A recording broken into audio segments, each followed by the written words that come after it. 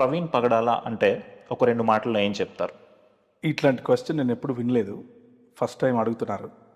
అయితే అంతరంగం అనే ఈ సిరీస్లో నన్ను కూడా మీరు ఇంటర్వ్యూ చేయాలనుకోవటం, నా గురించి తెలుసుకోవాలనుకోవటానికి నేను చాలా సంతోషిస్తున్నాను. ప్రవీణ్ పగడాల అంటే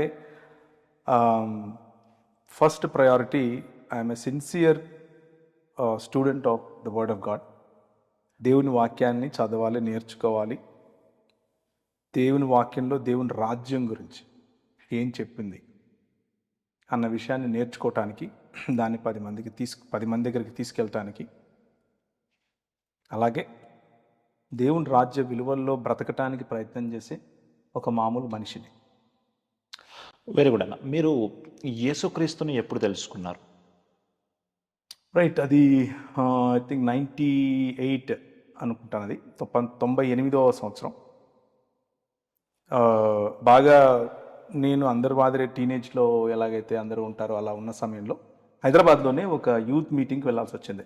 ఒక యూత్ మీటింగ్కి వేరే వాళ్ళు నన్ను పిలిచారు రమ్మని. వెళ్ళినప్పుడు విన్న వాక్యాన్ని బట్టి నేను యేసుక్రీస్తుని తెలుసుకోవటానికి మొదటి అడుగులు వేశాను. ఆ మొదటి అడుగుల్లోనే నేను స్వీకరించింది ఏమీ లేదు, కానీ కొద్ది రోజులు పట్టింది. కొద్ది రోజులు అధ్యయనం, కొద్ది రోజులు సహవాసం, కొద్ది రోజులు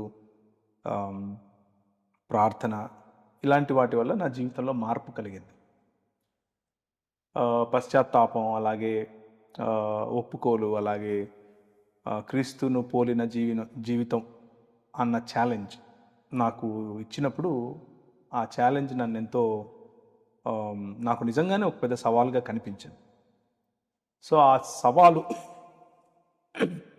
ఆ సవాలు నా జీవితాన్ని మార్చింది.